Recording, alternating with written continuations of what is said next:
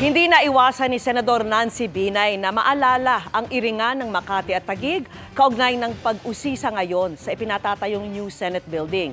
Giit niya, walang irregularidad dito. At nakatutok si Mav Gonzalez. Tila nag-flashback daw kay Senador Nancy Binay ang investigasyon ng Senado noon sa umano'y overpriced Makati City Hall 2 parking building. Ngayong iimbestigahan naman ang ipinapatayong new Senate building. Pareho ang mangunguna, si Senador Alan Peter Cayetano.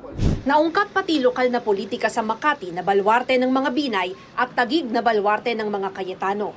Kailan lang nang magdesisyon ang Korte Suprema na ilipat sa Taguig ang mga Embo Barangay na dating bahagi ng Makati. Nung umpisa, ayaw kong isipin na may ganong anggulo Pero habang tumatagal, parang bumabalik pa rin tayo dun sa Taguig-Makati issue. Lalong-lalo na, di ba, na parang alam naman na iniisip natin na tumakbong local. Ano ba talaga ang intensyon? Ang intensyon ba ay tapusin ng building, malaman ng katotohanan ang building, or is it all about politics like 2016? Pinalitan ni Cayetano si Binay bilang chairman ng Senate Committee on Accounts na nangunguna sa construction ng new Senate building. Sabi ng Senate President kahapon, maaaring i-text ni Binay si Cayetano kung gusto nilang mag-usap. Sabi ni Binay, hindi pa sila nag-uusap ni Cayetano. Pero nasa kustodiya na ng Senado ang mga dokumentong hinahanap ni Cayetano sa DPWH. Bukas ay may pagdinig ang Senado sa issue. He already has access to those documents. Hindi niya ako tinanong. So, nag-aantay din ako kasi may mga ibang data nasa cloud. Kailangan kong antayin siya kung kailan niya ako gustong kausapin. Pagbibigay galang ko na lang na siya na yung bagong chairperson. Sino naman ako para mag-insist sa kanya na kausapin mo ko kung ayaw niya akong kausapin.